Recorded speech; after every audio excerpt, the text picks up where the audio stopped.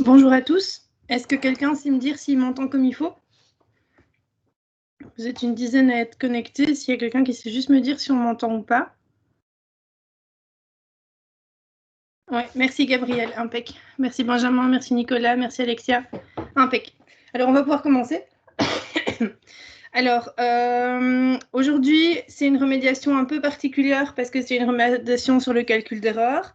Donc, ce n'est pas en rapport avec le cours théorique, mais c'est en rapport avec les travaux pratiques que vous en avez déjà eu un et vous en aurez d'autres au cours de l'année. Et donc, il y en a beaucoup, beaucoup.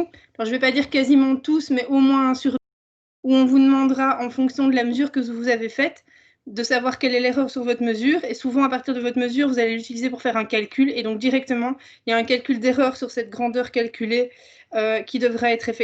Donc, c'est là-dessus qu'on va travailler aujourd'hui. Alors, cette séance, elle est enregistrée comme d'habitude. Comme ça, si à un moment, vous avez un couac de connexion, vous pouvez aller revoir à partir de... Donc, elle sera en ligne à partir de demain. Et à l'heure actuelle, sur Moodle, vous pouvez trouver ici le fichier avec les questions proposées et les réponses finales. Comme ça vous évite de cravacher et d'écrire tous les énoncés. Tout ça est déjà sur Moodle, donc vous pouvez travailler aussi en partie avec ça. Donc ne vous embêtez pas à écrire tous les énoncés, ils sont déjà sur Moodle. D'accord? Alors, c'est comme d'habitude, si vous avez une question, vous levez la main. Alors, vous n'allez pas la lever en direct parce que vous ne pouvez pas, mais vous pouvez soit lever la main et poser votre question oralement quand je vous donne la réponse. Vous avez le petit onglet là sur Teams pour lever la main, ou vous posez la question dans le chat et j'essaye d'y répondre plus ou moins en direct. Si jamais à un moment il y avait trop de questions et que je ne peux pas gérer une telle affluence de questions, vous inquiétez pas, au pire demain, je vous répondrai alors par écrit après. Hier, j'ai donné la même séance de remédiation et j'ai su répondre à tout le monde. Donc, ça dépendra juste de l'intensité des questions. Donc, voilà. Alors, on est parti. Ça, c'est la dia de d'habitude, vous la connaissez. Alors, ici, on ne va pas vraiment l'utiliser cette fois-ci, mais comme ça, elle est dans toutes les remèdes et si vous en avez besoin, vous la trouvez facilement. Alors, pour introduire le calcul d'erreur, je vais parler de développement de Taylor. C'est une façon d'introduire le calcul d'erreur et la formule, et la formule du calcul d'erreur. Alors, c'est quelque chose que certains d'entre vous ont vu en secondaire et c'est quelque chose que vous avez vu ou que vous allez revoir avec Monsieur Rivière. Donc, je ne vais pas y passer beaucoup de temps, je vais juste vous donner l'idée principale et on va le mettre en application pour deux choses, l'approximation des petits angles et ensuite on partira vraiment dans le calcul d'erreur. Alors, ce développement de Taylor, en fait, permet d'approximer une fonction par une somme de fonctions, par une somme de termes. Et le dernier terme doit être très proche de 0, comme vous le voyez ici quand on regarde la limite, tout simplement. Alors, dans ces différents termes, on a quoi? Le premier, c'est la fonction évaluée en un certain point. Le deuxième, c'est un genre de delta x avec la dérivée première. Ici, vous avez le delta x au carré avec la dérivée seconde. Et si on est au m-ième terme, on a le delta x exposant m, avec ici m factoriel, on y revient juste après, et ici la dérivée m-ième. Et on peut continuer comme ça, donc on peut avoir le nombre de termes que l'on veut jusqu'au moment où il y a un terme finalement qui est égal à 0. Il y a plein de moments où on ne va pas calculer un nombre infini de termes, mais on va s'arrêter même juste souvent au premier ou au deuxième ordre. Donc on va s'intéresser juste à ceci, voire même juste à ceci, on verra bien dans certains cas. Alors, n factoriel, souvenez-vous, ça veut dire multiplier par le nombre par lui-même et par tous ses précédents. Donc, par exemple, si vous avez 1 factoriel, c'est 1, 2 factoriel, c'est 1 fois 2, c'est 2, 3 factoriel, c'est 1 fois 2 fois 3, c'est 6, etc., etc. Donc ça, c'est juste pour la formule générale du développement de Taylor. Regardons sur un exemple ce que ça veut dire. Donc, exemple purement mathématique, par exemple, on voudrait faire le développement de Taylor de 1 plus x au carré, et on va faire ce développement de Taylor au voisinage de 0. Alors, la formule générale est reprise ici, et regardez ce que ça veut dire en pratique. En pratique, ça veut dire que le premier terme, c'est f de x0. Donc, f de c'est 1 plus x au carré. F de x0, ça veut dire calculer f0, et si je remplace 1 plus 0 au carré, j'obtiens bien 1. Ensuite, vous voyez, je dois calculer la dérivée première. Ensuite, ce sera la dérivée seconde, la dérivée troisième, etc., etc. La dérivée première. La dérivée première de 1 plus x au carré, vous le savez, si vous dérivez ceci, vous allez avoir l'exposant qui va passer ici en multiplication, on a un 2, fois 1 plus x, exposant 2 moins 1, c'est-à-dire exposant 1, c'est pour ça que le 1 n'apparaît pas. Alors, si vous remplacez par la valeur de 0 le x, pour calculer f' en x0 qui est égal à 0, vous allez avoir 2 fois 1 plus 0, vous obtenez bien 2. Dérivée seconde. Alors, comment arriver à la dérivée seconde? Soit on dérive 2 fois ça, soit on redérive la dérivée précédente, c'est-à-dire la dérivée première. Si vous dérivez ceci, alors rappelons-nous, si on développe ceci, on aurait 2 plus 2x. Et si vous dérivez 2 plus 2x, ben, la dérivée de 2 par rapport à x, elle est nulle, vu que 2 ne dépend pas de x. Et la dérivée de 2x, c'est 2 tout simplement. Évaluée en n'importe quel point, cette dérivée, elle vaut toujours 2. Donc évaluée en 0 en particulier, elle vaut 2. Ensuite, la dérivée troisième, ben, si vous dérivez 2, c'est égal à 0. Alors pourquoi la dérivée de 2 est égale à 0? Est-ce que quelqu'un connaît la réponse? Pourquoi la dérivée de 2 est égale à 0?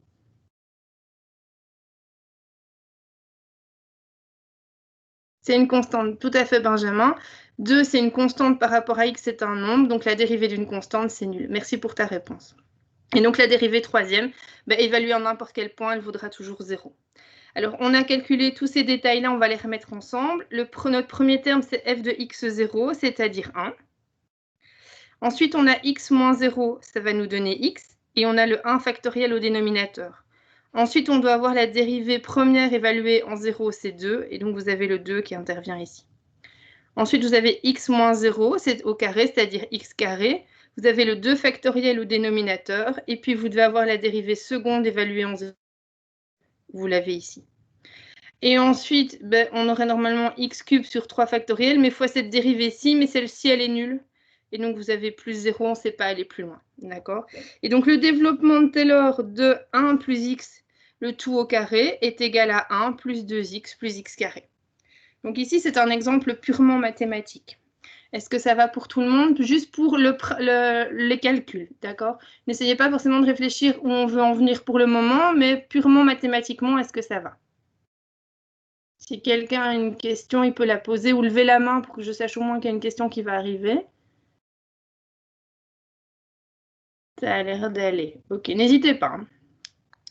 Alors ici, on a un autre exemple avec 1 plus x au cube. Je vous le laisse, vous pouvez le faire avec vous à la maison. Vous pouvez le faire quand vous aurez vu cette matière au cours de maths. Vous l'utilisez au moment qui vous semble le plus opportun, mais je ne rentre pas dans les détails aujourd'hui.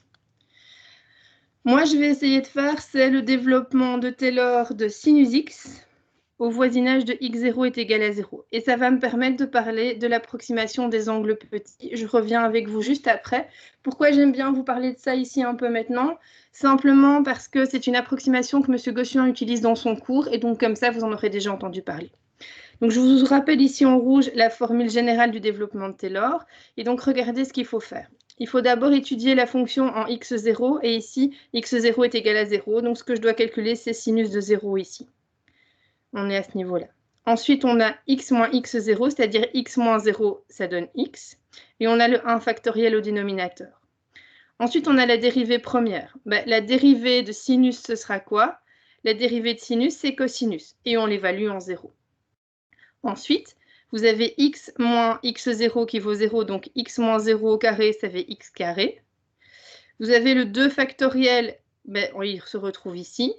Et puis, vous avez la dérivée seconde. La dérivée seconde revient donc à dériver la dérivée première. Si vous dérivez cos, vous obtenez moins sin et vous l'évaluez en 0. Terme suivant, x moins 0 au cube, x cube. Le 3 factoriel se retrouve de nouveau au dénominateur. Et puis, vous avez la dérivée troisième, c'est-à-dire que vous allez redériver la dérivée seconde. La dérivée seconde, c'est moins sinus. Si vous dérivez moins sinus, vous obtenez moins cosinus et vous l'évaluez en 0. On continue. Ensuite, on aurait le terme x moins 0 exposant 4, ça nous donne x4 sur 4 factoriel. On se retrouverait avec la dérivée quatrième, c'est-à-dire qu'on doit redériver la dérivée troisième, c'est-à-dire qu'on doit redériver moins cos, et on obtient sur sin. Et là, vous voyez finalement une certaine répétition arriver, parce qu'un terme en sinus, c'était le premier terme qu'on avait obtenu. Je vais un peu plus loin. Si vous faites le terme suivant, vous allez avoir x exposant 5 sur 5 factoriel. Et pour obtenir la dérivée, vous devez dériver sinus. Si vous dérivez sinus, vous obtenez cosinus. Et si vous obtenez le cosinus, regardez, on l'avait déjà obtenu ici. Donc, ça fait 2 fois qu'on obtient le cosinus. Et donc, vous vous doutez bien qu'après, on aura un moins sinus. qu'après on aura un moins cosinus, et puis qu'après ce sera de nouveau sin, cos, etc., etc. Donc on voit qu'ici, on n'aura jamais de terme égal à 0, mais on va aller de plus en plus loin. La seule chose, c'est que les termes seront de plus en plus petits parce que vous allez diviser par des choses de plus en plus grandes et donc effectivement, les termes sont de moins en moins importants. Alors, il va falloir savoir ce que vaut le sinus de 0 et le cos de 0. Je fais toujours référence au cercle trigonométrique, c'est plus facile. 0 degré, il se trouve ici. On sait que le sinus, il se lit horizontalement et donc clairement, le sinus de 0, ben, c'est 0. Donc, quand on a moins sinus de 0, on a moins 0 qui va apparaître. Quand on a le sinus de 0 ici, on a plus 0 qui apparaît, etc., etc. Pour le cosinus de 0, on le lit verticalement, vous vous en souvenez. Et si on lit verticalement, ben, le cosinus, il va valoir 1, c'est la valeur qui est ici. Et donc, si le cosinus vaut 1, ici vous avez 1, ici vous avez 1, ici vous avez 1, par exemple, etc., etc. Et donc, 1 factoriel, on avait vu que ça faisait 1, donc on a juste x fois 1 sur 1, ça nous donne plus x. Ici, ce terme-là, il est nul. Ici, on a x cube sur 3 factoriel, mais il y a le signe moins, il y a le moins 1 qui est ici. Donc, moins x cube fois 1, ça fait x cube sur 3 factoriel. Et ici, avec le cos de 0 qui vaut 1, on a plus x exposant 5 sur 5 factoriel, etc., etc. Je retire les termes nuls et donc je me retrouve avec un développement de Taylor qui est celui-ci. Et simplement, ben, vu que plus je vais monter dans les factoriels importants, 3 factoriels, 5 factoriels, etc., etc., plus je vais diviser par des nombres grands. Et donc, en première approximation, simplement, si je me limite au premier ordre, je vois que sinus x est égal à x. Alors, sinus x est égal à x. Alors, faites attention, il faut pour cela que x soit exprimé en radians, c'est absolument indispensable, d'accord? Et quand on vous parle des petits angles pour lesquels ça marche, donc nous, on l'a testé pour 0 degré ici, et bien en fait, ça va marcher entre 0 et 10 degrés. Je vais vous le montrer juste après. Et donc, si on a un angle petit, c'est-à-dire un angle compris entre 0 et 10 degrés, on aura que la valeur de x exprimée en radians est égale à la valeur du sinus de l'angle, et on pourrait aussi montrer que c'est égal à la tangente de l'angle. Donc, c'est à ça qu'ici nous a servi le développement de Taylor, à voir cette approximation des petits angles. C'est-à-dire qu'au lieu d'utiliser le sinus d'un petit angle, on peut utiliser la valeur de l'angle elle-même en radians. Au lieu d'utiliser la tangente d'un angle, on peut utiliser l'angle exprimé en radians. Alors, regardons tout ça dans un tableau, qui est une table des rapports trigonométriques. Dans la première colonne, vous avez ce qui est l'angle exprimé en degrés, puis l'angle exprimé en radians, puis le sinus, puis la tangente. Ça va ? Alors, regardons ce qui a été encadré en rouge. Je vais vous le montrer avec le pointeur, ce sera plus correct. On voit ici que forcément pour 0, il n'y a pas de souci, c'est 0. Pour 1 degré, regardez, à 4 chiffres après la virgule, on a la même chose. Pour 2 degrés, pareil. Et donc, clairement, au lieu d'utiliser le sinus, on peut utiliser la valeur de l'angle en radians. Pour 3 degrés, pour 4 degrés, on voit qu'il n'y a que le dernier chiffre à 4e position après la virgule qui change. 5 degrés, 873, 872, 875, c'est de nouveau que le dernier chiffre qui change. 10, 47, 10, 45, 10, 51, les deux derniers chiffres sont un peu différents. 1222, 1219, 1228, ça joue aussi aux deux derniers chiffres.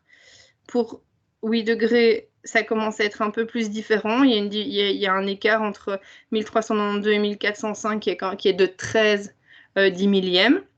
Et puis de nouveau un peu plus, et puis de nouveau un peu plus, mais tout à fait raisonnable.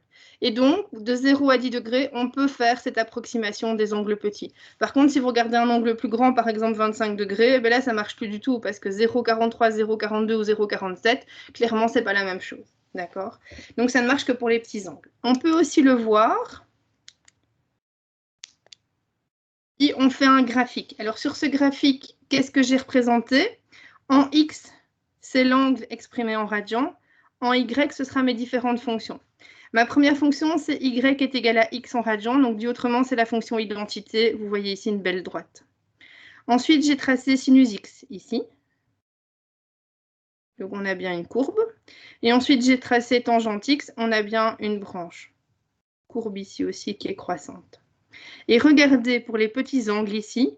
En fait, exactement entre 0 et 10 degrés, les trois courbes se superposent exactement. Et donc, ça veut bien dire que la valeur de l'angle en radians est égale à la valeur de son sinus, est égale à la valeur de sa tangente.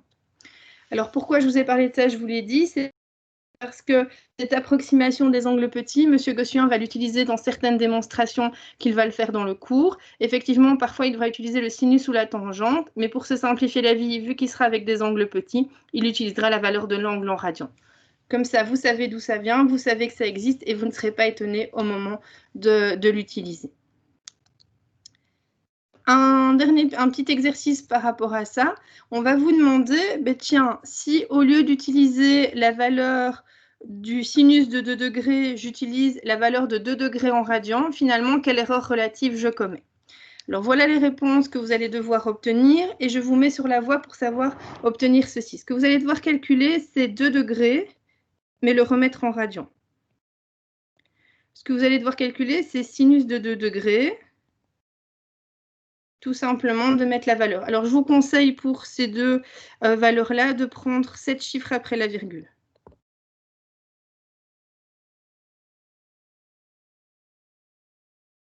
Comme ça, ce sera plus précis et on pourra voir des différences. Si vous n'en prenez que 1 ou 2, en fait, vous ne verrez absolument aucune différence entre les deux valeurs. Ensuite, on va vous demander de trouver l'erreur relative sur donc sinus x.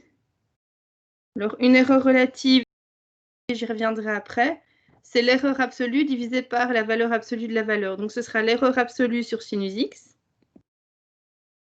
divisée par la valeur de sinus x. Alors, l'erreur, pardon, excusez-moi. Donc, ici, des valeurs absolues, pardon. L'erreur sur sinus x, comment allez-vous la trouver? Simplement en faisant la différence entre ce que vous aurez trouvé ici pour le sinus de 2 degrés et la valeur approximée que vous voulez utiliser. L'erreur que vous commettez en utilisant cette valeur en radian, c'est la des deux. Donc, vous allez devoir ici la valeur que vous avez du sinus de 2 degrés, avec vos 7 chiffres après la virgule, moins la valeur de 2 degrés exprimée en radian.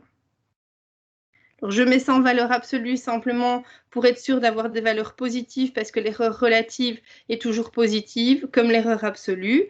Et ici, au dénominateur, vous aurez le sinus de 2 degrés. Alors, je vous laisse réfléchir et voir si vous obtenez la réponse attendue. Et si vous avez le temps, vous pouvez aussi le faire pour 10 degrés. Je vous laisse à peu près 5 minutes, ça devrait être suffisant. Et on corrige ensemble vers 16h08. Si d'ici là, quelqu'un a une question, qu'il n'hésite pas.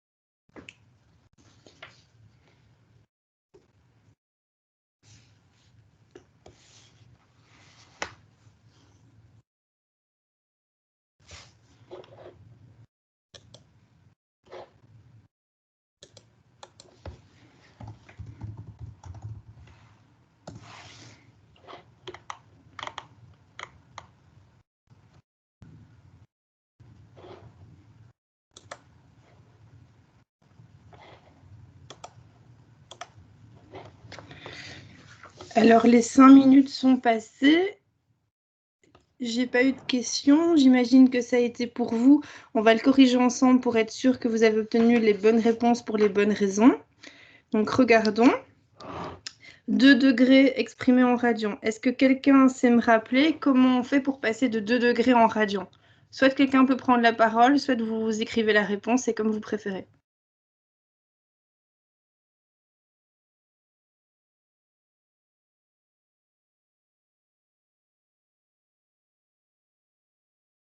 Fois pi divisé par 180, tout à fait, Ben, effectivement. Alors, pour ça, comment faire? Ben, vous savez que 360 degrés, c'est 2 pi. Dit autrement, 180 degrés, c'est pi. Dit autrement, pour avoir 1 degré, ben, c'est pi sur 180. Et donc, effectivement, quand on a 2 degrés, on fera 2 fois pi sur 180, et ça nous donnera des radians. Et la valeur exacte que ça vous a donné normalement, c'est 0,30. Excusez-moi. Un seul 0, excusez-moi, j'ai été trop vite.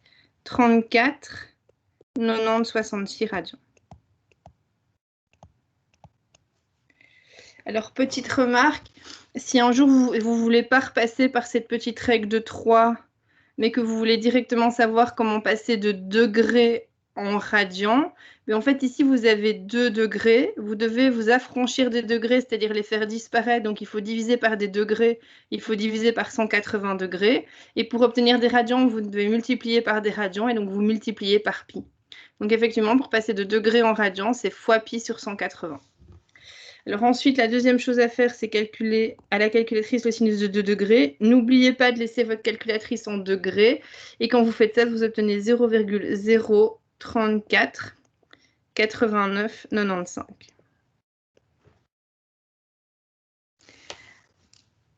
Alors ensuite, on devait calculer l'erreur relative sur ce sinus de 2 degrés, c'est-à-dire l'erreur absolue, excusez-moi, relatif, j'oublie, relatif ici, donc c'est l'erreur absolue sur le sinus de 2 degrés divisé par la valeur absolue du sinus de 2 degrés. Je rappelle qu'on met des valeurs absolues pour avoir des valeurs positives pour l'erreur relative. Et donc, vous aurez ici la différence entre la valeur du sinus de 2 degrés, c'est-à-dire 0,034 89 95, qui est la valeur vraie du sinus de 2 degrés, moins la valeur approximée, qui est la valeur de 2 degrés en radians, c'est-à-dire 0,034 90 66. Et je mets bien des valeurs absolues pour avoir une valeur positive. Je divise par le sinus de 2 degrés, qui est 0,034 89 95. Et vous obtenez à ce moment-là 0,00020 34.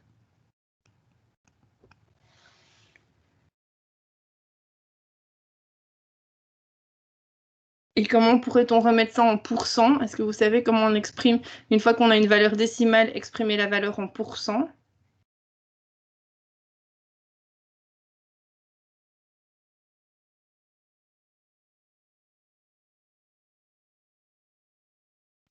On fait fois 100, tout à fait. Et donc, si on fait fois 100, vous allez obtenir 0,02%, tout simplement.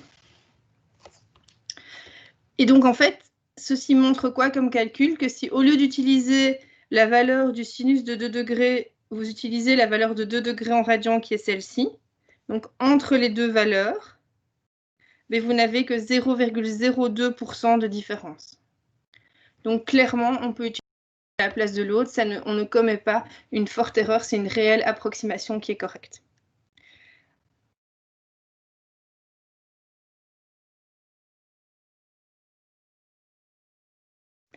Dans la suite, vous verrez, il y a le même développement pour le sinus de 10 degrés. Ce qui est intéressant de voir, c'est que c'est vraiment le plus grand angle petit qu'on peut obtenir parce qu'on obtient une différence qui est de 0,5%. C'est encore acceptable, mais clairement, on ne pourrait pas aller au-dessus. D'accord. Donc, effectuez peut-être le calcul vous-même pour vraiment vous entraîner par rapport à ça. Alors ensuite, on va utiliser le développement de Taylor pour le calcul d'erreur.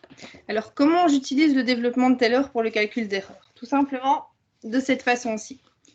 Vous avez sur ce graphique, on a représenté x ici horizontalement et f de x verticalement. Alors ça représenterait quoi ceci? Ça représenterait ici quelque chose que vous avez mesuré horizontalement et verticalement, à partir de votre mesure, vous avez fait un calcul.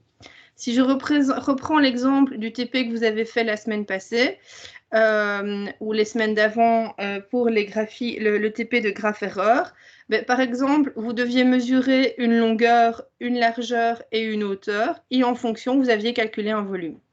Mais vu qu'il y avait une erreur de mesure sur la longueur, la largeur et la hauteur, mais forcément, il y avait une erreur dans le calcul du volume. Et c'est ça dont on va être en train de parler, c'est comment calculer cette erreur sur le volume dans ce cas particulier du calcul d'un volume. Alors, il faut savoir que donc A, c'est la valeur vraie, par exemple, de votre longueur, X, c'est la mesure. Et donc, le delta X ici, c'est l'erreur qu'il y a entre la valeur vraie et la mesure. Mais, par exemple, le fabricant aurait pu nous dire que la longueur, c'était 18, mais vous avez mesuré 18,1.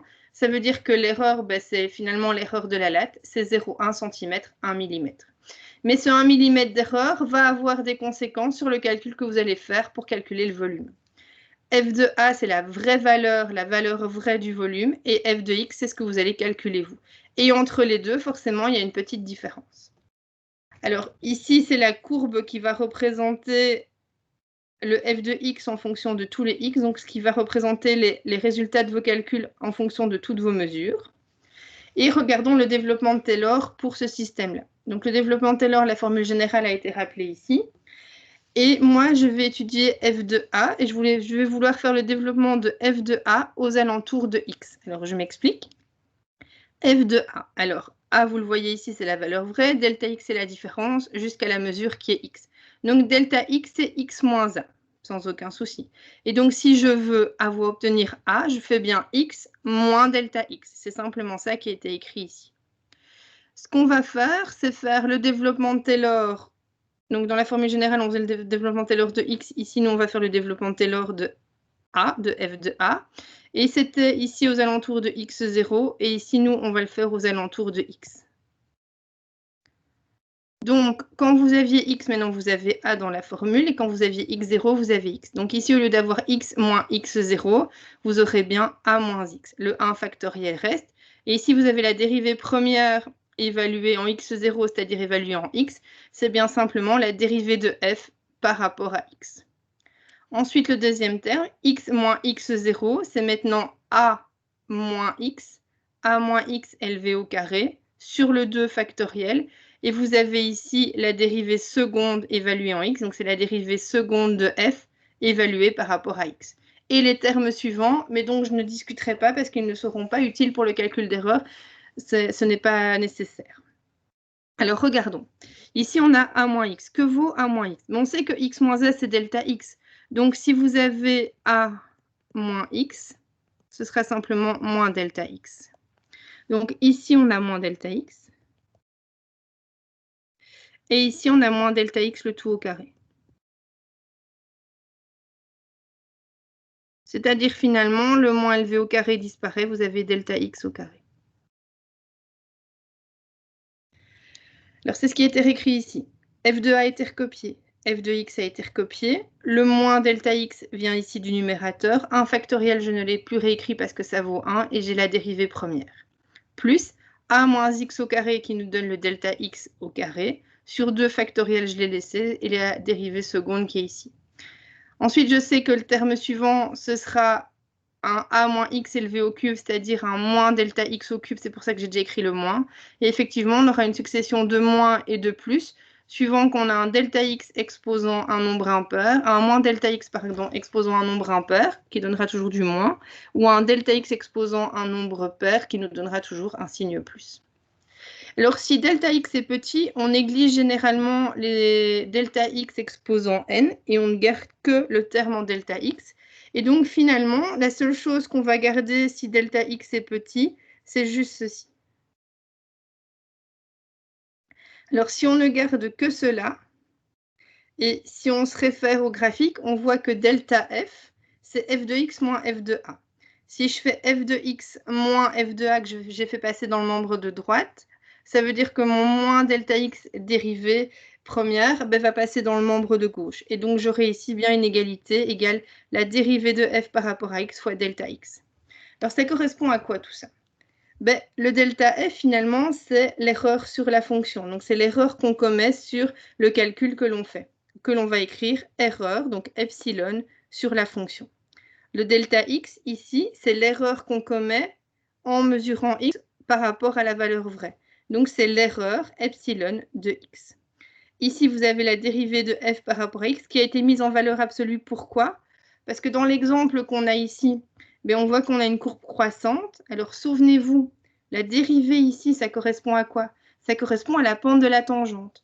Mais donc, si vous avez une courbe croissante, vous allez avoir une tangente positive, une tangente croissante, et donc une pente positive. Les valeurs absolues ne seraient pas indispensables. Maintenant, imaginez que vous ayez une courbe décroissante. Vous auriez une tangente décroissante, et si vous aviez une tangente décroissante, vous auriez une pente négative. Or, ça voudrait dire que votre dérivée est négative. Or, dans le calcul ici, epsilon, l'erreur doit être positive. C'est pour ça qu'on la met en valeur absolue. Et donc ici, la formule en rouge que vous avez ici représente simplement l'erreur absolue d'une fonction d'une seule variable. On verra dans la suite ce qui se passe si on a plusieurs variables, ce qui était finalement le cas que vous avez fait au TP, où le volume dépendait d'une première variable la longueur, d'une deuxième la largeur et d'une troisième la hauteur. Là, je n'ai fait le cas où ça ne dépend que d'une seule variable. Ce serait par exemple l'aire d'un carré, ici qu'on aurait verticalement, qui dépend de la longueur du côté du carré. Alors, simplement aussi se rappeler l'erreur relative. L'erreur relative, ça s'écrit epsilon petit r de la valeur de la grandeur qui nous intéresse. Et c'est au numérateur l'erreur absolue divisée par la valeur absolue de la grandeur et en valeur absolue simplement pour que l'erreur relative soit positive. Dans ce tableau, vous retrouvez les dérivées usuelles qui pourraient vous être utiles. Alors, j'en discute 2 secondes avec vous. On a donc ici la dérivée d'une fonction constante. La dérivée d'une constante, on en a parlé tantôt, Benjamin l'a redit, c'est égal à 0. La dérivée de la fonction identité, c'est-à-dire que vous dérivez x par rapport à x, ça fait 1. La dérivée de x exposant n, vous avez n fois x exposant n moins 1. La dérivée de sin, c'est cos. La dérivée de cos, c'est moins sin. La dérivée de l'exponentielle, c'est l'exponentielle. La dérivée de ln de x, c'est 1 sur x.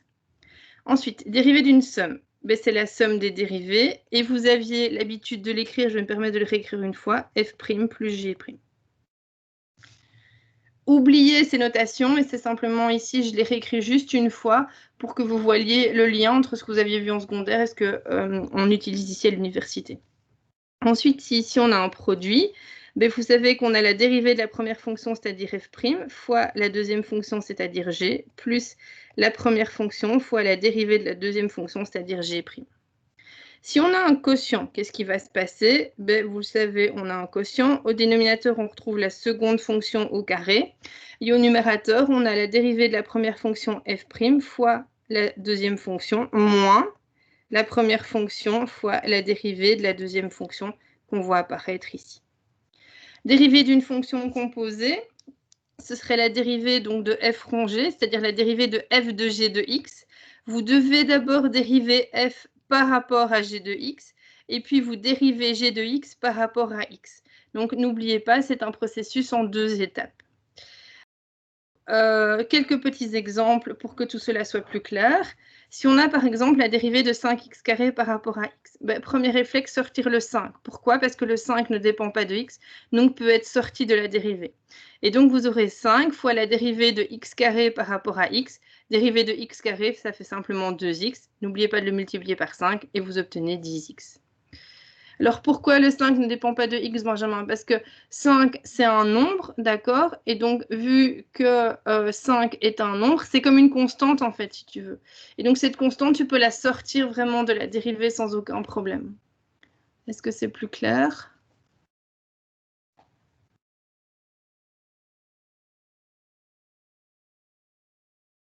Je ne sais pas si ça répond à ta question.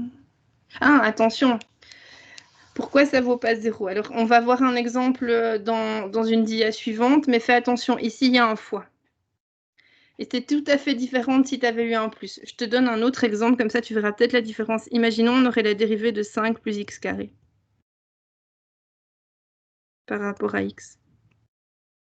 Je vous laisse réfléchir, ça ferait combien ça?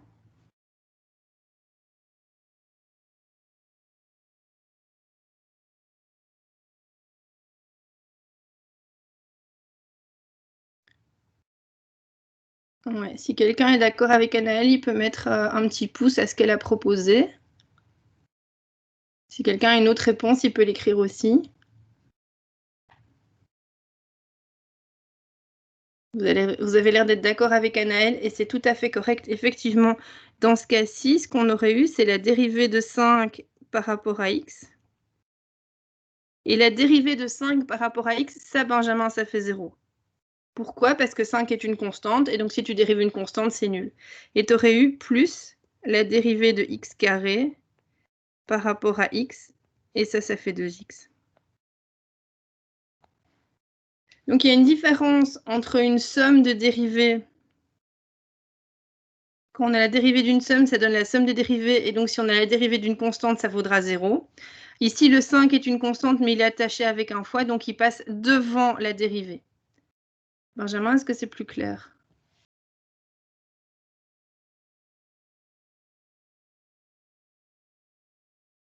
Ok, super, merci. Tu as bien fait de poser la question. On va voir exactement la même chose dans l'exemple suivant. Regarde, le a est relié par un fois au sinus x. Oh, excusez-moi. Et donc, le a va sortir de la dérivée vu qu'il ne dépend pas de x, et donc il va passer devant avec un fois.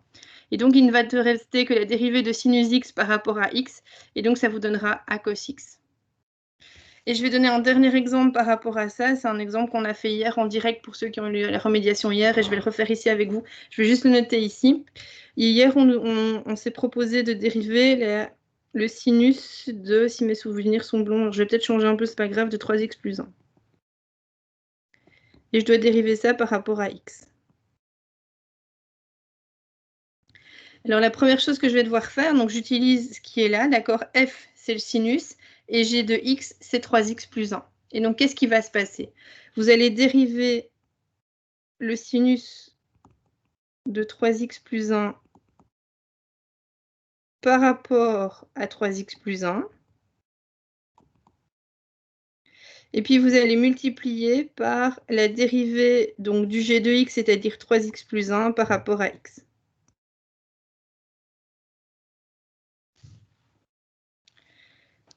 Le dérivé de sinus, ça fait combien? Mais ça fait cos. Donc, vous allez obtenir le cos de 3x plus 1. Mais n'oubliez pas, il faut aller plus loin. Vous n'êtes pas juste en train de dériver sinus x, vous êtes en train de dériver sinus de 3x plus 1. Donc, il va aussi falloir dériver le g de x. Donc, dériver 3x plus 1 par rapport à x, et ça fait 3. Et donc, au total, vous avez 3 fois le cos de 3x plus 1. Est-ce que ça va toujours pour tout le monde?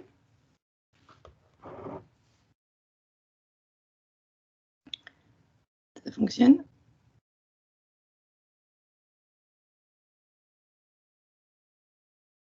Ok, donc là, on vient de montrer un exemple de ce cas-ci, et ça a l'air d'aller, donc impeccable. Si quelqu'un a une question, qu'il n'hésite pas.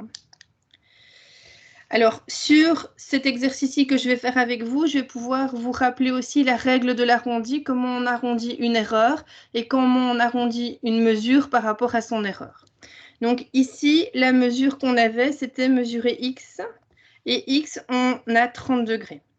L'erreur sur notre mesure, c'est 1 degré. Et à partir de notre mesure de x, on calcule cette grandeur grand U. Et donc forcément, sur U, il y a aussi une erreur, et c'est ça qu'on vous demande de calculer. Alors, simplement par rapport à ça, ce qu'on a à notre disposition. On sait donc que l'erreur de x est 1 degré, que x est 30 degrés, et on doit chercher l'erreur sur u. Alors, la première chose à faire et à se rappeler, et on insistera fortement lors du TP d'optique, lors des TP d'optique, pardon, que vous aurez en présentiel ou en virtuel en décembre. Et donc, en fait, l'erreur sur x est de 1 degré, mais ce n'est pas l'unité du système international, donc cette erreur doit être mise en radians. Alors, en radians, c'est-à-dire pi sur 180 radians, ce qui va nous donner exactement 0,017 radians. et j'ai bien arrondi mon erreur. J'y reviendrai juste après. Ensuite, à partir de là, vous allez devoir calculer l'erreur sur U. Alors, l'erreur de U, ce sera la dérivée de U. Ah bah attendez, je ne vais pas l'écrire moi-même parce qu'en fait, ça va apparaître tout seul. Ce sera plus correct, comme ça, ce sera hyper bien écrit pour une première fois. Donc voilà, pour calculer l'erreur de U, et je vais prendre mon pointeur laser, ce sera plus facile pour vous montrer. Donc la formule nous dit de dériver. Donc si on avait eu l'erreur de f, c'était la dérivée de f par rapport à x fois l'erreur de x. Et donc ici, vous allez avoir la dérivée de u par rapport à x fois l'erreur de x. Dérivée de u, ça veut dire que vous devez dériver cette somme qui est sinus x plus cos x. La dérivée d'une somme, on le sait, c'est la somme des dérivées. Donc on dérive d'abord sinus x et on obtient cos x. Et on a plus la dérivée du deuxième terme. Et la dérivée de cos x, c'est moins sinus x. J'ai laissé les valeurs absolues parce que je ne sais pas si ceci est positif ou négatif. Et je multiplie par l'erreur de x. Remplaçons par les valeurs qu'on a. X, c'est 30 degrés. Et l'erreur de x, c'est 0,017. Le cos de 30, c'est racine de 3 sur 2. Le sinus de 30, c'est 1,5. Si vous encodez tout ça dans votre calculatrice, et je vous invite à le faire maintenant ou ce soir ou demain quand vous retravaillerez sur cette remédiation, simplement pour être sûr que vous n'avez pas de problème d'encodage dans votre calculatrice. Et donc, vous allez obtenir cela. Et ça, il faut l'arrondir. Alors, comment arrondit-on une erreur? Regardons.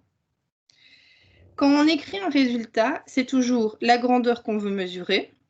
Ici, vous avez le résultat de votre mesure et vous avez plus ou moins l'erreur sur la mesure. Parce que forcément, si vous mesurez quelque chose, par exemple, à 1 mm près, ça veut dire que si vous avez mesuré 18, tout ce qui est entre 17,9 et 18,1 est en réalité correct. Et là, vous avez les unités. Alors, comment on arrondit l'erreur? Parce qu'on arrondit d'abord toujours l'erreur. Donc, je me répète, mais on va le redire encore plein de fois. D'abord, vous arrondissez ça.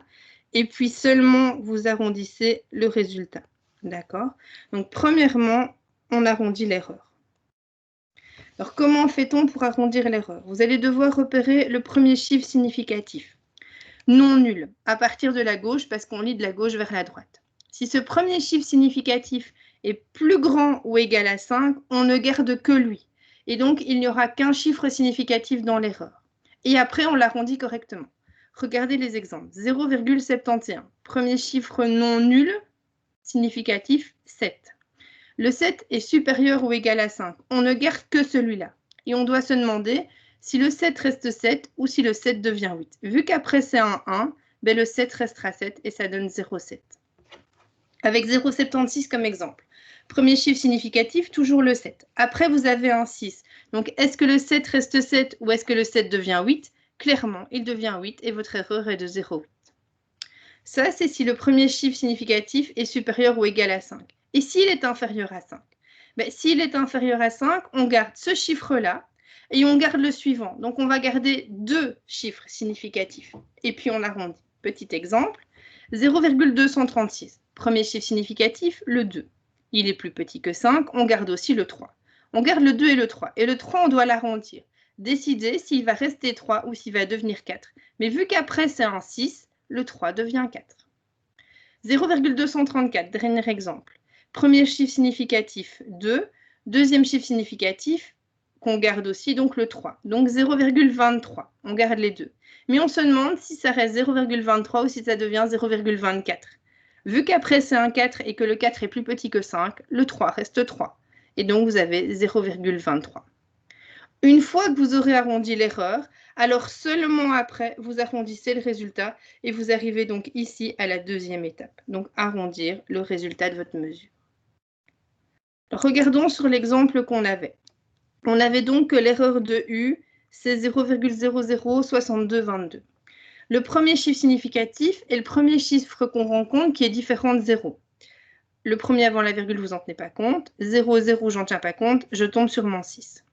Le 6 est supérieur ou égal à 5. C'est-à-dire que je ne garde que celui-là. Et en fonction de ce que j'ai après, je vais savoir si mon 6 reste 6 ou si mon 6 devient 7. 2 étant plus petit que 5, mon 6 reste 6 et mon erreur, c'est 0,006. J'ai gardé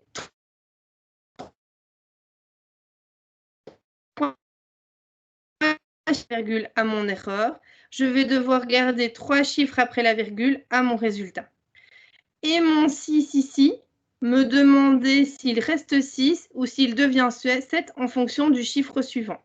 Mais vu qu'après c'est un 0 et que 0 est plus petit que 5, le 6 reste 6. Et donc au final, vous avez comme valeur du résultat arrondi 1,366 et comme valeur de l'erreur arrondie 0,006. C'est cohérent, 3 chiffres après la virgule à l'erreur, 3 chiffres après la virgule au résultat. Vous arrondissez toujours le résultat au même rang que l'erreur. Est-ce que ça va pour tout le monde? C'est un gros point, donc il faudrait que ce soit bien clair pour tout le monde.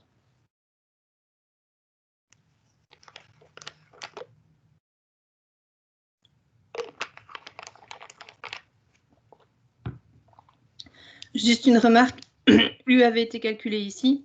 C'était donc sinus 30 plus cos 30, c'est-à-dire 1,5 plus racine de 3 sur 2. Et la calculatrice vous avait donné ceci. Je ne vois pas de questions apparaître, donc je vous propose de continuer. Alors, que se passe-t-il quand on a l'erreur absolue d'une fonction de plusieurs variables? Donc, exactement ce que vous aviez au TP. Calculer le volume en fonction de la longueur, de la largeur et de la hauteur. Donc, votre volume, ce serait ceci. Ça, ce serait ce que vous obtenez avec vos calculs. Et donc, les delta x sont toujours les différences entre la mesure et la valeur vraie. Ici, par exemple, pour la longueur, pour la largeur et pour la hauteur.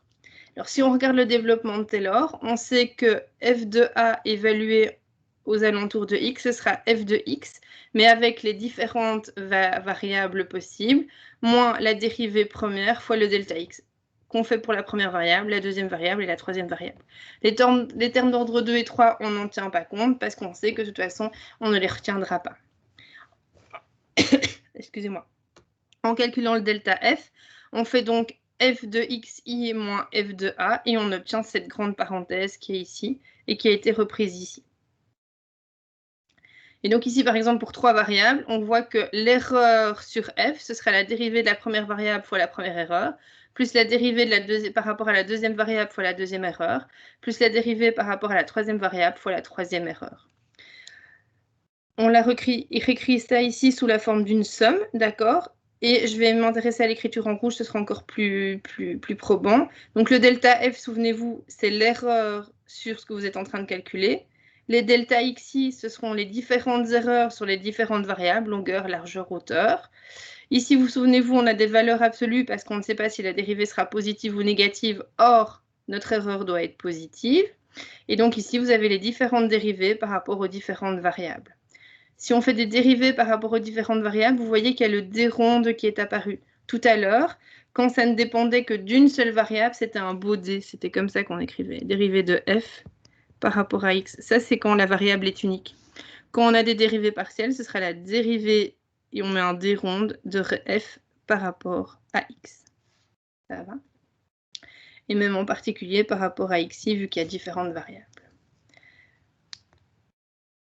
Alors, revenons à quelques dérivés, quelques exemples de dérivés pour être sûr que tout le monde sache dériver sans aucun problème. Normalement, Benjamin, ça devrait encore aller plus loin dans la compréhension, vérifier la compréhension que tu as eue de ce que tu m'as demandé tout à l'heure. Alors, imaginons si y est un terme constant par rapport à x.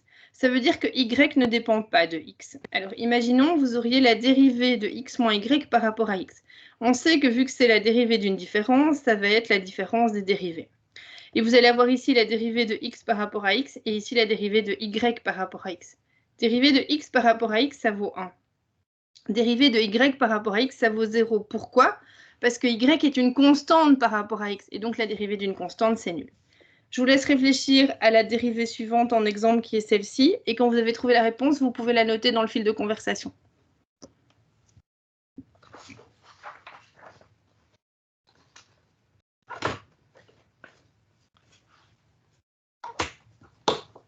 Donc la dérivée de 4 moins x par rapport à x.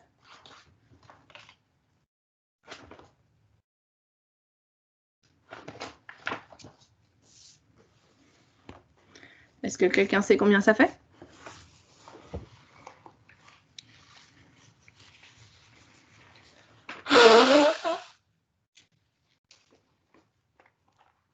Alors, Si quelqu'un est d'accord avec Nicolas, il peut mettre des pouces, ou avec Benjamin, et s'il n'est pas, il peut proposer une autre solution. Alors, vous avez raison, effectivement, ça fait moins 1. Si on détaille, vous allez donc avoir la dérivée de 4 par rapport à x, moins la dérivée de x par rapport à x. Dérivée de 4 par rapport à x, 4 est une constante par rapport à x, donc ça fait 0, moins 1. Et donc, vous obtenez bien moins 1. Autre petite règle, y est un coefficient constant pour x. Donc, par exemple, si vous avez la dérivée de x fois y par rapport à x, y est un terme constant pour x, donc il peut sortir de la dérivée. On peut le faire apparaître ici devant. Et il vous reste donc y fois la dérivée de x par rapport à x, mais cette dérivée vaut 1, et donc vous n'avez plus que y. Petit exercice, que vaut la dérivée de 4x par rapport à x, et je vous laisse écrire la réponse dans le fil de conversation.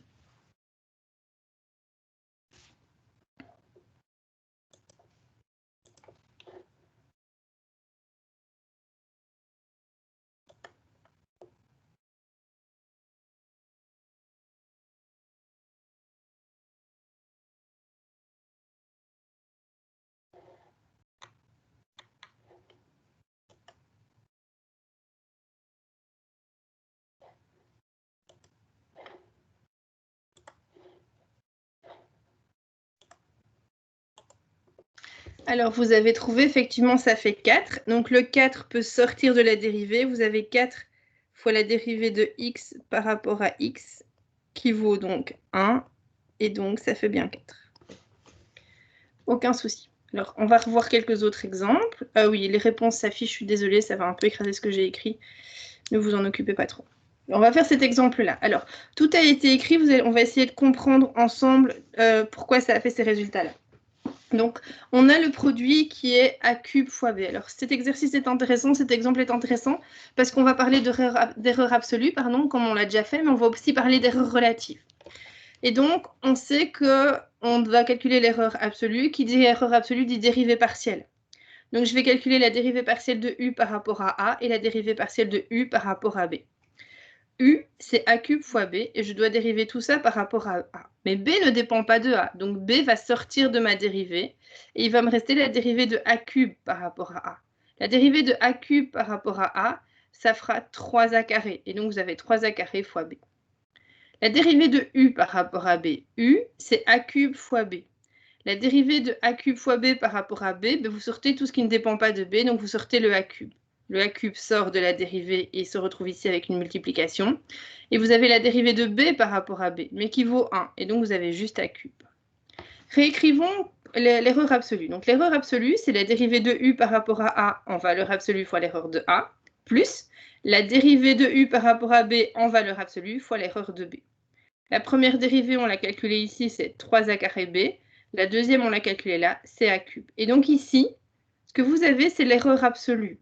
Alors, cette erreur absolue, ne l'oubliez jamais, elle a une dimension, et donc elle a les mêmes unités que la grandeur. Donc, par exemple, si vous êtes en train de calculer l'erreur sur un volume qui est en mètres cubes, votre erreur, elle est en mètres cubes, et il faut mettre des unités à votre erreur. Par contre, regardez comment calculer l'erreur relative sur U. L'erreur relative sur U, on s'en souvient, c'est l'erreur de U, l'erreur absolue de U, divisée par la valeur absolue de U. Alors, U, on le sait, c'est a cube fois b, en valeur absolue au dénominateur. Au numérateur, ici, j'ai simplement recopié l'erreur absolue qui est écrite ici.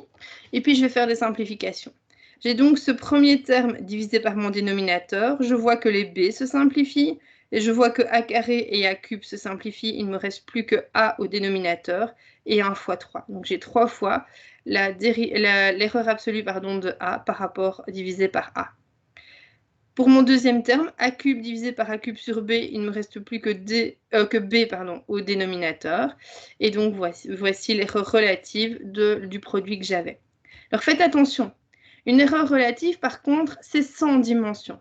Alors, pourquoi c'est sans dimension ?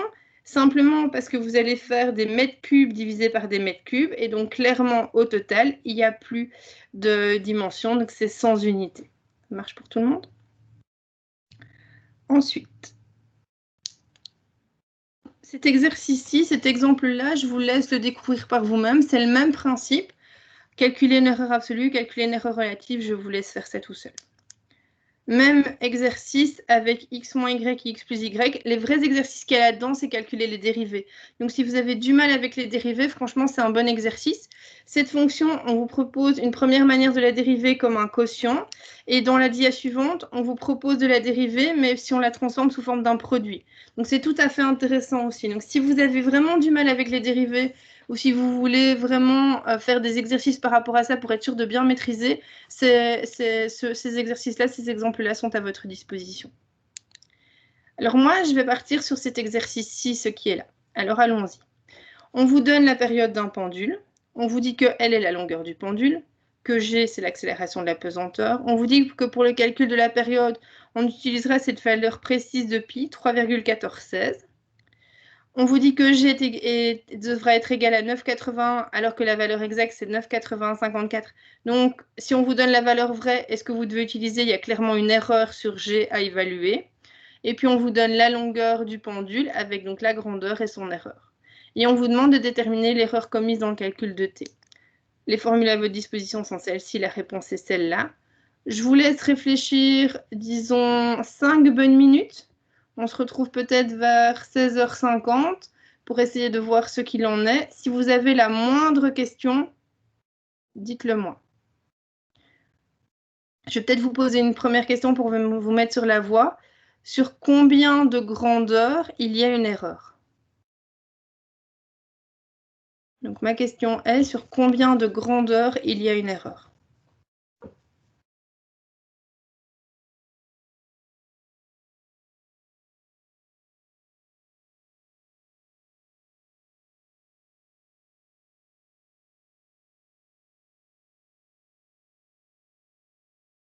Alors si quelqu'un est d'accord avec Benjamin, qu'il le dise.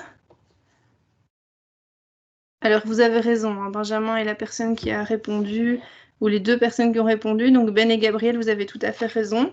Effectivement, c'est deux. Les deux grandeurs sur lesquelles il y a une erreur, on va les regarder ensemble. C'est L, bon, là c'est très clair, et puis c'est G. Deuxième question, quelle sera l'erreur sur G? Combien vaudra-t-elle? Est-ce que quelqu'un a une idée de comment on peut faire ou quelle est la valeur?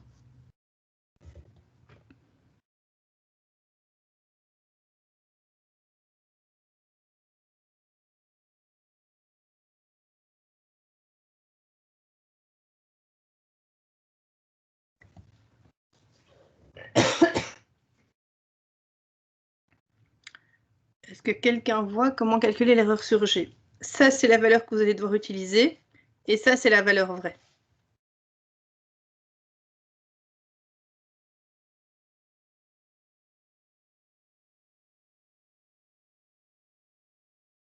Tout à fait, Benjamin. C'est bien la valeur réelle, c'est-à-dire 9,8054, moins la valeur utilisée de 9,80. N'oubliez juste pas de faire votre différence en valeur absolue, et vous allez obtenir 0,0046 mètres par seconde carré.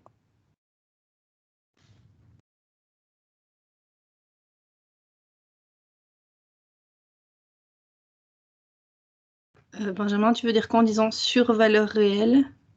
Là, je suis paumée. C'est pas l'erreur relative que je te demande, c'est l'erreur absolue, on est bien d'accord? Si tu redivises par la valeur réelle, tu obtiens l'erreur relative. Ok, alors on est ok. Effectivement, donc l'erreur absolue sur G, c'est la vraie valeur moins la valeur utilisée. Vous prenez simplement tout ça en valeur absolue pour avoir une valeur positive. Et donc, je rebondis sur ce que Benjamin avait dit. Si jamais on avait divisé ça par la valeur de...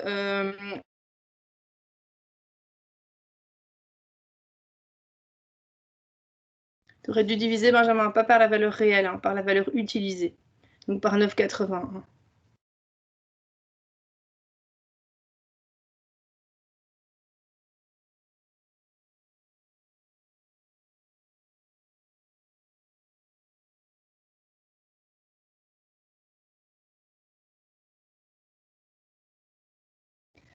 Je vous laisse réfléchir par rapport à ça.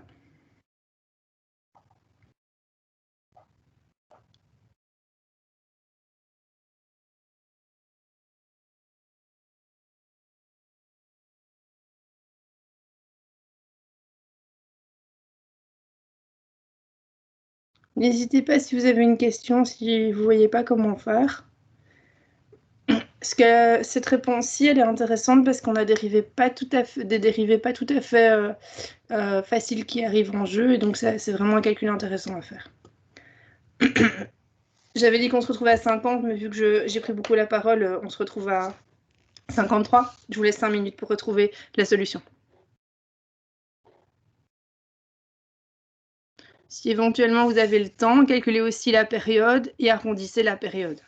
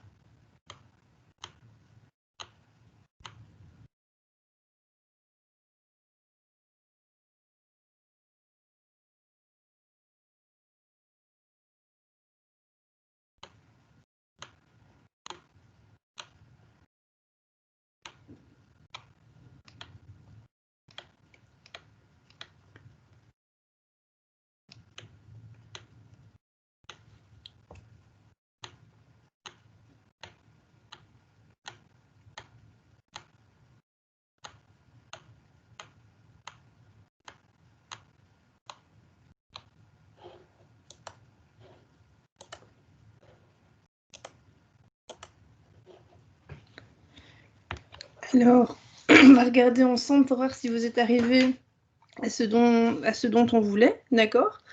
Alors, je vous ai dit, si vous aviez le 20 ans, vous pouviez la période, donc c'est ce qu'on va faire d'abord nous, on va calculer la période, c'est-à-dire faire 2pi fois la racine de L sur G.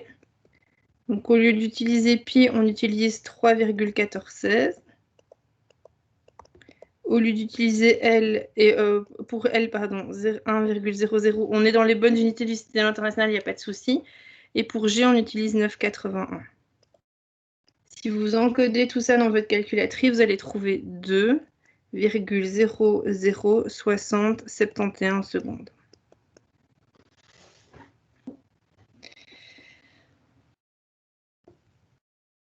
Ensuite, donc, on a dit les valeurs qu'on va devoir utiliser, c'est pi est égal à 3,1416, L est égal à 1 plus ou moins 0,01 mètre, et pour G, je le rappelle, ce sera donc 9,81 plus ou moins 0,0046 mètres par seconde carré. Et si on veut être totalement correct, vu qu'ici on garde 4 chiffres après la virgule, ici vous devriez compléter par 2 zéros.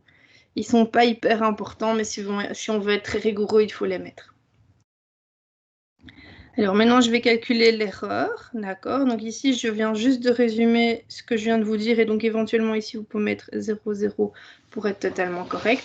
Et maintenant, on va calculer l'erreur sur la période. C'est-à-dire qu'il y a deux paramètres sur lesquels il y a une erreur L et G, donc on va devoir dériver T par rapport à L et le multiplier par l'erreur de L. Et on va devoir dériver T par rapport à G en valeur absolue et le multiplier par l'erreur de G. Si quelqu'un a un souci à un moment, qu'il n'hésite pas à lever la main ou à poser une question. Alors, si on regarde T, ce que c'est, en fait, donc T, c'est 2pi fois la racine de L sur la racine de G. Et on peut aussi écrire ça autrement, ce sera 2pi. Racine, ça veut dire que c'est exposant 1 demi. Et une racine au dénominateur, ça veut dire que c'est exposant moins pour être au dénominateur et 1 demi pour avoir une racine.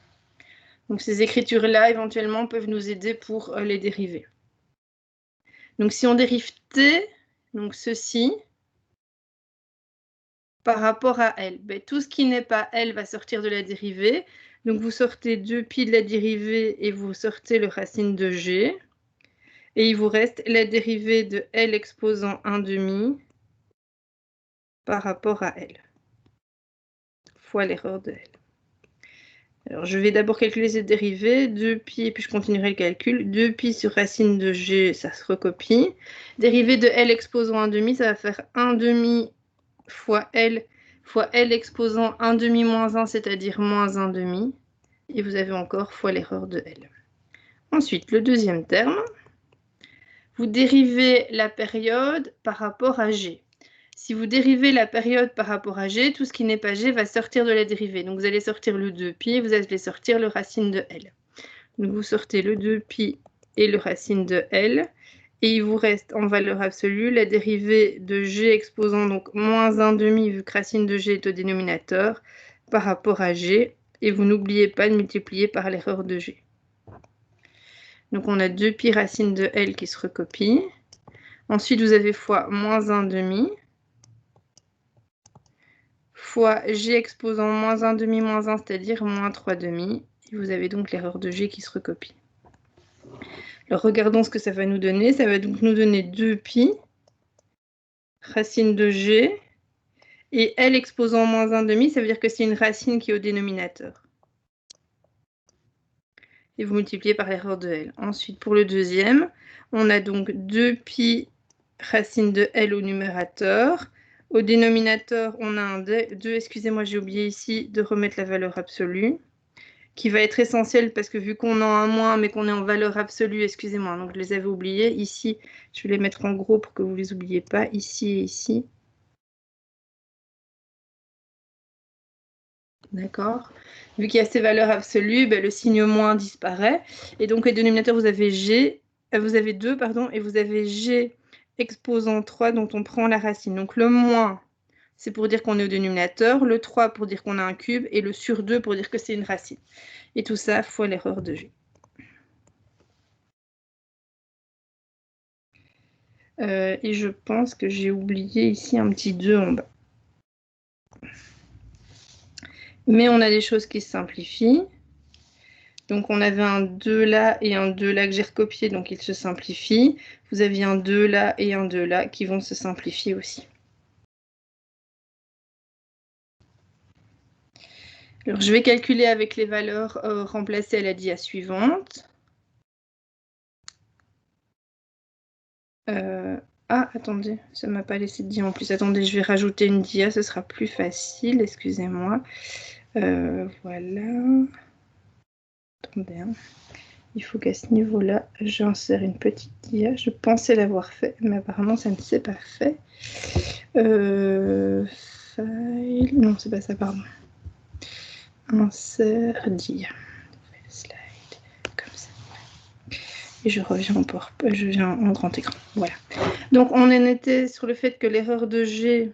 l'erreur de T, c'était donc égal à pi sur racine de L fois racine de G fois l'erreur de L plus pi fois racine de L sur racine de G exposant 3 fois l'erreur de G.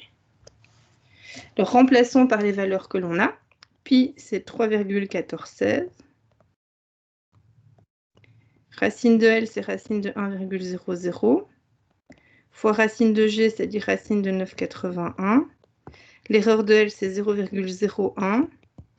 Et puis, vous faites plus pi, c'est-à-dire 3,1416, fois la racine de L, 1,00 en racine. Et là, vous avez au dénominateur 9,80 au cube et vous en prenez la racine. Vous multipliez par l'erreur de G et qu'on avait déterminé à 0,0046. Vous prenez le temps d'encoder tout ça dans les calculatrices. Le premier terme, ça va faire 0,0130. Le deuxième terme, c'est 0,000, donc 3,0470. Si vous additionnez les deux, vous obtenez 0,0105.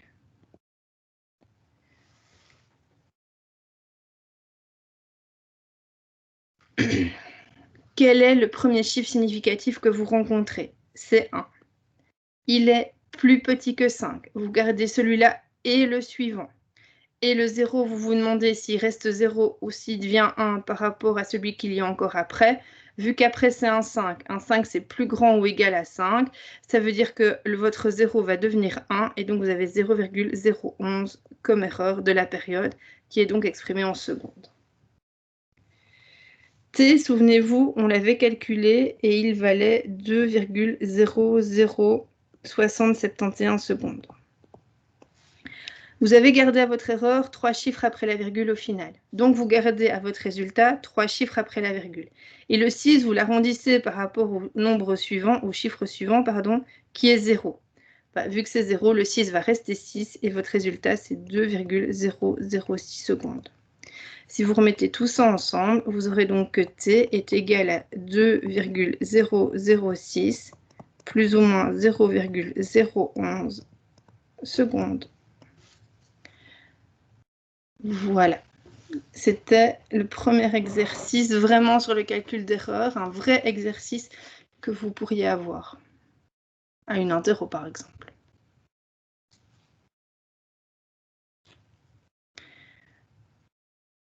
Est-ce que ça va pour tout le monde ou est-ce qu'il y a une question?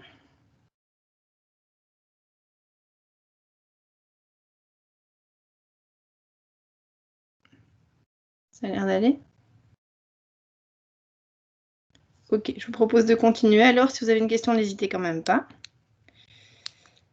L'exercice suivant, c'est l'exercice 7. Alors, comme le précédent, j'attire votre attention. Ils ont été tirés de la fin du syllabus d'ETP. Donc, pour ceux qui ne l'avaient peut-être pas encore remarqué, à la fin de votre syllabus d'ETP, vous avez des exercices pour vous entraîner par rapport à la matière vue au TP. Vu qu'il y a une matière commune entre les TP et l'examen, ben, quand vous vous entraînez au TP, vous vous entraînez en même temps à l'examen. Donc, voilà. Alors, cet exercice-là, je ne le fais pas avec vous. Je vous donne la réponse finale.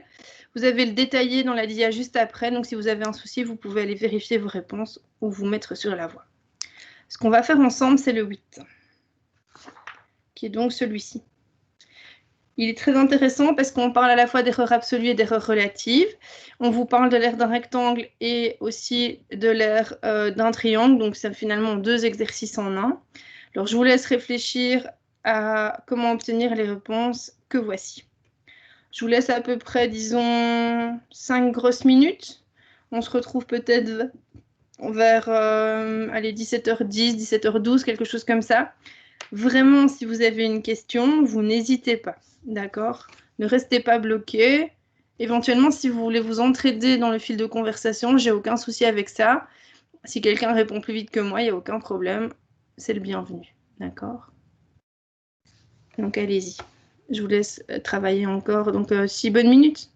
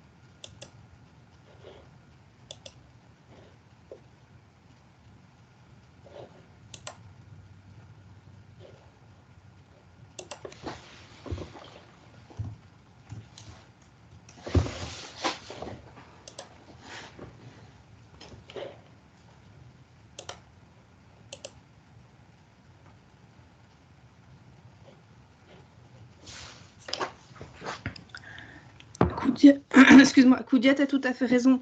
Quand on dérive 1 sur racine de g, il y a un signe moins qui va venir en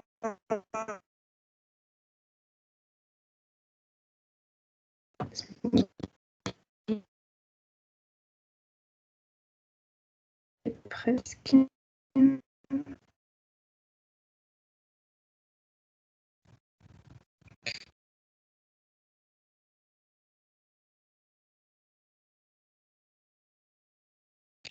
Donc, ici, tu as la dérivée effectivement de g exposant moins 1/2. Donc, il y avait un moins qui était apparu là.